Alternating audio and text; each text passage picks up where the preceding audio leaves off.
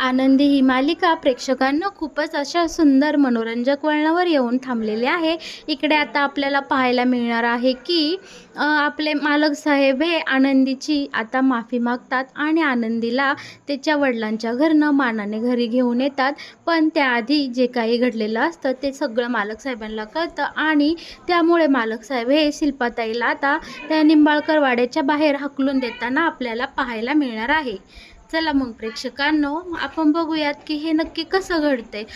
इकडे आता विद्याधर खूपच वाया गेलेला असतो आणि विद्याधर हा जेलमधल्या एका पोलिसांना पैसे देऊन इकडे बाहेर येऊन खूपच तमाशा दारू वगैरे पित असतो आणि मित्रांना पार्ट्या देत असतो आणि पोलीस कॉन्स्टेबलसुद्धा इकडे पैसे घेऊन विद्याधरची मदत करू लागलेला असतो आणि विद्याधरला थोड्या वेळासाठी का होईना जेलच्या बाहेर पाठवत असतो आणि विद्याधर या सगळ्याचा खूपच गैरफायदा घेत असतो. तो आपल्या मित्रांना गोळा करून दारू पित असतो आणि खूपच काही घाणेरडे कृत्य करू लागलेला असतो. आणि असेच एक दिवस काय होतं, आनंदी आणि मालक साहेब हे त्यांच्या वडिलांच्या घरून म्हणजे आनंदीच्या माहेरावरून घरी येताना त्यांची गाडीमध्येच बंद पडते आणि मालक साहेबांना कारखान्यातून फोन येतो की इकडे खूप अर्जंट असं काम आहे आणि त्यामुळे मालक साहेब हे दुसरी गाडी करतात आणि तिथून निघून जातात. पण त्यांच्या हे लक्षात येत नाही की आनंदीला ते एकटी सोडून तिथून निघून गेलेले असतात आणि आनंदी मात्र वेड्यासारखी आपली इकडे गाडीमध्येच बसलेली असते. कारण इकडे आनंदीला काहीच कल्पना नसते की मालक साहेब ते तिच्यापासून आता इथून निघून गेलेले असते. आणि मग काय गाडी तिथं बंद पडलेली दिसल्यामुळे विद्याधर त्या गाडीजवळ जातो आणि म्हणतो की मला खूपच जास्त दारू झाले आहे की काय, की मला इथे आनंदीच दिसू लागलेली आहे. पण विद्याधर जवळ जातो तर त्याला खरंच आनंदी दिसते आणि इकडे आता विद्याधर आनंदीसोबत खूपच वाईट कृत्य करू लागतो आणि त्यामुळे काय होतं, इकडे आनंदी घाबरती, सैरा वैरा पळती आणि मग ती मोठ्या मोठ्याने ओरडते. पण नंतर काय होतं की मालक साहेबांना आठवते की आनंदीला आपण ती गाडीमध्ये सोडून आलेलो आहे एकटीला. मग पुन्हा एकदा मालक साहेब तिथे येतात तर तिथं ते बघतात की इकडे विद्याधर हा आनंदीसोबत गैरकृत्य करत असतो आणि तिच्यावर जबरदस्ती करण्याचा प्रयत्न करत असतो. आनंदी खूप मोठ्याने ओरडते आणि विद्याधर पळून जातो. पण इकडे सगळा प्रकार मालक साहेबांच्या लक्षात आल्यामुळे ते जेलमध्ये जातात आणि विद्याधरची आणि त्या कॉन्स्टेबलची चांगलीच हजेरी घेतात. इकडे कॉन्स्टेबलला आता ह्याची चूक कळलेली असते, कॉन्स्टेबलला त्याची चूक कळलेली असते. ते मालक साहेबांची माफी मागतो आणि म्हणतो एवढ्या वेळेस मला सोडून द्या. पण इकडे मालक साहेबांना अशी अट घातलेली असते की विद्याधर कधीच जेलमधून बाहेर सुटू शकणार नाही. कारण महिला अत्याचाराच्या केसला खूपच असे कडक कायदे असतात. त्यामुळं आता इकडे विद्याधर जेलमधून कधीच सुटणार नाही याची मालक साहेबांनी जबरदस्त अशी प्लॅनिंग केलेली असते. आणि मग काय ते आनंदीला घेऊन वाड्यावर जातात आणि संपूर्ण वाड्यामध्ये आता ही बातमी पसरते की इकडे विद्याधर कधीच जेलमधून सुटणार नाही. आणि मग इकडे ताईसाहेब विचारत असतात त्या आनंदीला काय झालं, पण इकडे मालक साहेब काही ताईसाहेबांच्या प्रश्नांची उत्तरं देत नाही. आणि इकडे आता शिल्पाची खूपच चिडचिड होऊ लागलेली असते की हा युगंधर का म्हणून आनंदीला एवढं फेवर करतोय, कशासाठी तिची काळजी घेतोय. आणि या सगळ्याचा शिल्पाला खूपच त्रास होत असतो आणि धनश्रीला सुद्धा या गोष्टीचा खूपच राग येतो असता आणि त्या दोघीही इकडे आता आनंदीचा खूपच तिरस्कार करू लागलेले असतात. आणि इकडे मात्र आता शिल्पाच्या मनात असे वसलेलं असते की आनंदीमुळे माझ्या भावाला म्हणजे विद्याधरला कायमचं जेलमध्ये सडायला लागलेलं असणे आणि ह्या दोन भावामुळे या आनंदीमुळेच आता विघ्न आलेले आहे, दुरावा निर्माण झालेला आहे. आणि या सगळ्याचा तिरस्कार करत आता ही शिल्पाताई ही आनंदीचा खूपच छळ करत असते.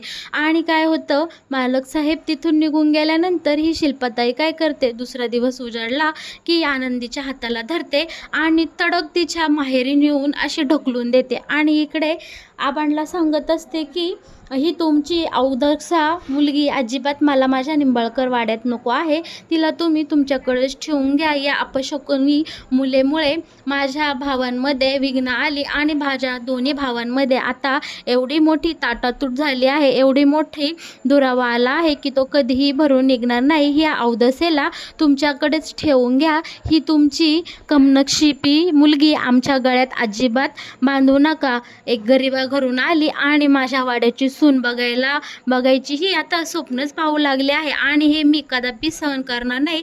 अशा खूपच तिरस्कारवाण्या शब्दामध्ये इकडे शिल्पा आता आनंदीच्या आबासमोर आणि तिच्या सगळ्या दोन्ही बहिणींसमोर वाईट वक्तव्य बोलत असते. आणि इकडे आबा मात्र शिल्पाताईची इकडे हात जोडून विनवणी करून खूपच दयावाया मागून माफी मागत असतात की असं करू नका, माझ्या आनंदीला तुम्ही असं घराबाहेर काढू नका, तिची काय चूक झाली आहे हे मला एकदा सांगून तर बघा. प्लीज प्लीज शिल्पाताई, तुम्ही माझ्या मुलीसोबत असा अत्याचार करू शकत नाही, माझ्या आनंदीची चूक काय आहे. आणि आता मग इकडे शिल्पा बोलू लागते, ही अवदसा कमनशिबी माझ्या वाड्यामध्ये घुसल्यापासून माझ्या वाड्याला हिने ग्रहणच लावले आहे. आणि इथे मात्र आता आनंदीची लहान बहीण खूपच भडकलेली असते आणि ती शिल्पाताईला बोलते, ओ तुम्ही जरा तोंड सांभाळून बोला, काय बोलताय तुमचं तुम्हाला कळतंय का? तुम्ही जरी असाल मोठ्या घरच्या तरी त्या तुमच्या घरी आणि आता तुम्ही आमच्या घरी आला आहात हे अजिबात विसरू नका. माझ्या घरी येऊन माझ्याच बहिणीला तुम्ही असं वाईट वक्तव्य बोलता, तुम्हाला या गोष्टीची लाज वाटत नाही का? नीट बोलायला शिका आधी, तुम्ही मोठ्या असल्या म्हणून काय झालं. तर इकडे आता शिल्पा बोलू लागते, ए मुली, ए घाणेरड्या मुली, तू तर काही बोलूच नको आणि अजिबात इथे तुझं थोबाड उघडू नको, तू काय लायकीचे आहेस हे मला चांगलंच माहीत आहे. माझ्या वाड्यावर येते आणि कधीही न खायला मिळागत गप्पा गप्पा गिळत असते आणि तुझी सगळी थेरा आम्हाला माहिती आहे. तुला सुद्धा आमच्या वाड्याची श्रीमंती आता गोड लागू लागलेली आहे आणि तुला सुद्धा आमच्या वाड्याचं वैभव आता उपभोगायचं आहे. म्हणूनच तू या तुझ्या बहिणीला आमच्या वाड्यामध्ये बळच घुसवून दिला आहे. तुम्ही या भिकारड्या माणसांमुळे आमच्या वाड्याला अशी भिकाचे डोहाळे लागल्यासारखं आता मला वाटू लागलं आहे. ही तुमची गरिबा घरची थोबाडं घेऊन अजिबात माझ्या निंबाळकर वाड्यामध्ये पावलंसुद्धा ठेवायची नाही आणि जर तू पुन्हा माझ्या वाड्यामध्ये दिसली तर तुझं तंगडं तोडूनच हातात देईन बरं का. तुला मी हे शेवटची वॉर्निंग देते. असं शिल्पा नाही ते सगळं काही अर्चनाला तर इथे बोलू लागते आणि तिला खूपच वाईट वाटत असते. तेव्हा इकडे आनंदी आता म्हणते, ताईसाहेब तुम्ही मला काही बोलता यावर मी तुम्हाला कधीच काही बोलत नाही, पण माझ्या बहिणीला अजिबात तुम्ही काही शब्द बोलायचे नाही. ती लहान आहे, तिला यातलं काहीही नॉलेज नाही आणि तिला कळतसुद्धा नाही जास्त. उगीच तिला तुम्ही असं बोलू नका आणि माझ्या बहिणीला अपमानित करू नका. असलं आम्ही गरिबा घरचे पण आम्ही खूप स्वाभिमानी आहे. आमच्या दारात आलेल्या प्रत्येक व्यक्तीचा आम्ही मान राखतो. आता इकडे आनंदीच्या छोट्या बहिणीला खूपच वाईट वाटलेलं असतं आणि ती आता शांतच झालेली असते. पण इकडे आबासुद्धा आता चिडलेले असतात आणि ते सुद्धा आता इकडे शिल्पाला चांगलं सुनावतात की शिल्पाताई तुम्ही असाल मोठ्या वाड्याच्या मालकीनबाई, पण तुम्ही माझ्या घरी येऊन माझ्या नातींना वाईट वक्तव्य बोलताय हे मी कदापि सहन करणार नाही. आणि हो, तुमच्या श्रीमंतीचा गर्व, तुमच्या श्रीमंतीचा माज तुम्ही माझ्या दारात येऊन आम्हाला दाखवू नका. आम्ही आमच्या घरी सुखाने आणि स्वाभिमानाने मिरची चटणी भाकर खाऊन सुखी आहोत. आणि हो, तुम्ही इथून निघून गेल्या तरी चालेल आता आम्हाला, कारण तुमच्यासारख्या कमनशिबी मनाची आणि कोत्या मनाची माणसं मी आजवरही पाहिली नाही. त्यामुळे तुम्ही इथून चालत्या व्हा.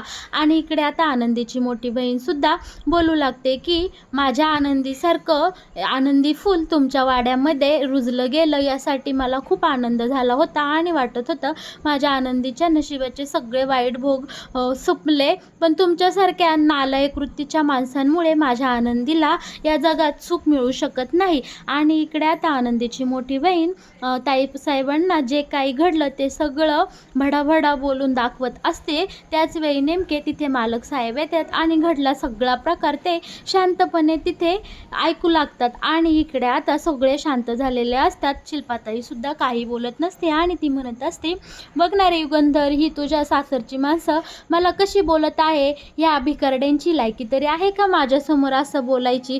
तेव्हा इकडे आता युगंधर सगळ्यांना घरामध्ये बोलावून घेतो आणि काय घडलं हे एकेकाला विचारतो, पण कुणीही मात्र तोंडातून एक शब्दही काढत नसतं. तेव्हा इकडे आता युगंधर हा आनंदीच्या लहान बहिणीला बोलतो की तू तर नेहमीच खूप पटापटा बोलत असते, टमाटाम बोलत असते, मग इथे नक्की काय घडलं, आता तू सगळं मला सांग. मग इकडे आनंदीची लहान बहीण बोलू लागते की मालक साहेब, माझ्या ताईला तुमच्या बहिणीने हाताला धरून इथे आणून ढकलून दिला आहे आमच्या दारात, आणि ती म्हणली की या भिकारडीला माझ्या घरामध्ये थारा नाही आणि ही मागून येऊन माझ्या निंबाळकर वाड्याची मालकीण व्हायला लागली आहे. या आनंदीने आता पुन्हा माझ्या वाड्याची पायरीसुद्धा चढायची नाही आणि आम्हा सगळ्यांना खूपच वाईट साईट इथे तुमच्या ताईसाहेब येऊन बोलले आहे आणि आमची पार लायकी काढली आहे. आबाही त्यांच्यासमोर हात जोडत होते, पण इकडे मात्र तुमच्या बहिणींनी त्यांचाही मान ठेवला नाही. आणि मग काय आता प्रेक्षकांनो, इकडे आनंदीही बोलू लागते की हो मालक साहेब, मी आजवर तुम्हाला कधीच काही बोलले नाही, पण ताईसाहेब या माझ्या माहेरच्यांविषयी खूपच वाईट साईट बोलतात आणि या गोष्टीचा मला आता खूपच वाईट वाटत आहे. मग काय प्रेक्षकांनो, इकडे आता मालक साहेब खूपच भडकलेले असते. युगंधर मात्र खूपच आता रागात असतो आणि इकडे आता ताईंना म्हणजे शिल्पाला खूपच काही कडे बोल सुनावतो की तुझ्याकडनं मला ही अपेक्षा नव्हती. तू आपल्या निंबाळकर वाड्याचे पारच मान घालवला आहे आणि इज्जत कमी केले आहे. आपण गरिबांचे कैवारी आहोत, आपण त्यांचे अन्नदाता आहोत आणि तू मात्र त्यांच्याशी असं वाईट वागते. तुझ्याकडे पैसा असला, पावर असली, श्रीमंती असली म्हणून तू गरिबाचा मान किंवा गरिबाच्या आबरूवर असे घाव घालशील याची मला कधीही अपेक्षा नव्हती. आणि हो ताई, तू जे वागली आहेस ते मला अजिबात पटलेलं नाही. उद्या जर तुझ्यासोबत असं कोणी वागलं तर तुला चालेल का? तू कशासाठी आनंदीसोबत इतकं वाईट वागत आहेस?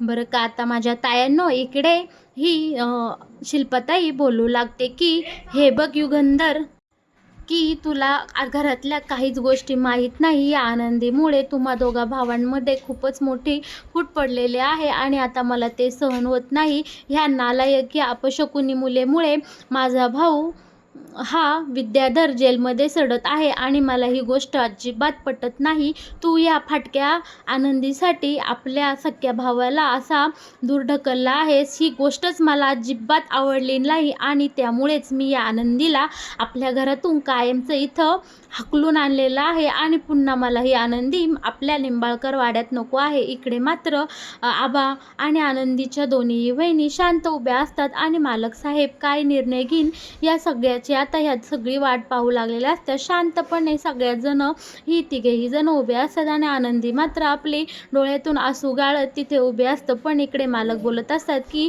विद्याधरलाही त्याच्या कर्माची फळं आणि त्याच्या ह्या कुकर्माची शिक्षा मी त्याला दिली आहे. आणि हो, तुला असं वाटत असेल की विद्याधर हा चुकीचा नाही, हा सुधारला आहे, तर काल रात्रीसुद्धा ह्या नालायकाने आनंदीला खूपच त्रास देण्याचा प्रयत्न केला आणि या सगळं मी स्वतः माझ्या डोळ्याने पाहिलं आहे.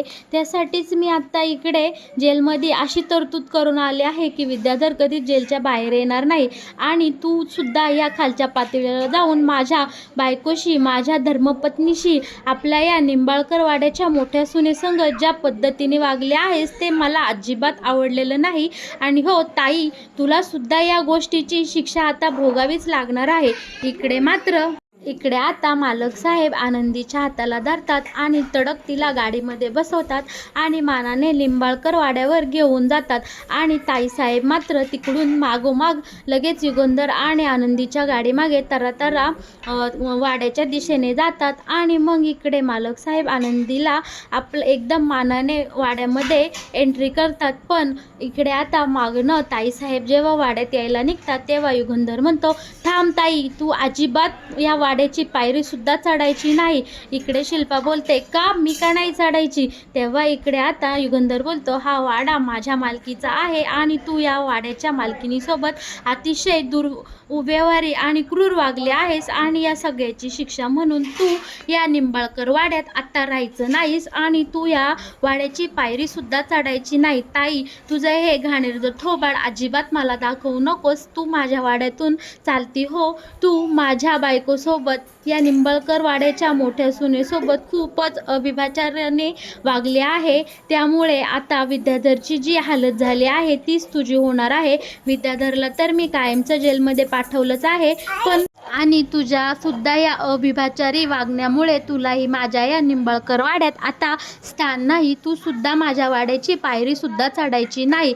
इकडे मात्र शिल्पा आता खूपच रागाने लालेला झालेली असते आणि इकडे बोलते की हे बघ आनंदी, तुझ्यामुळे आता आम्हा दोघा भाऊ बहिणीमध्ये सुद्धा दुरावा आलेला आहे आणि या सगळ्या कर्माची शिक्षा तुला भोगावीच लागणार आहे. तू कधीच सुखी राहणार नाही आणि हो, तुला सुद्धा मी लवकरच या वाड्याबाहेर काढीन आणि या सगळ्याचं मी बदला घेतल्याशिवाय अजिबातच राहणार नाही. इकडे आता शिल्पा आनंदीला एकदम ओपन चॅलेंज देते आणि तिथनं निघून जाताना आपल्याला दिसणार आहे.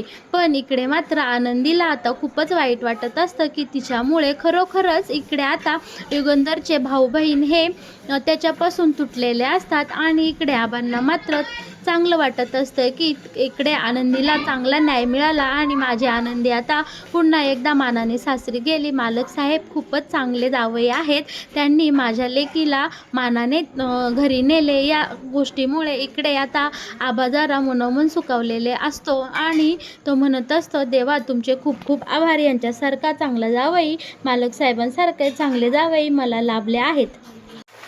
तर मग प्रेक्षकांनो, आनंदी या मालिकेत येणारा हा नवीन ट्विस्ट पाहून तुम्हाला कसं वाटलं आणि यावर तुमचं काय मत आहे ते तुम्ही नक्कीच आपल्या कमेंट बॉक्समध्ये माझ्यापर्यंत पोचवा. आणि हो, आनंदी या मालिकेत येणारे असेच नवनवीन ट्विस्ट पाहण्यासाठी तुम्ही आपल्या चॅनलला सबस्क्राईब करा आणि हो, येणाऱ्या प्रत्येक व्हिडिओला लाईक केल्याशिवाय अजिबात पुढे जाऊ नका. धन्यवाद.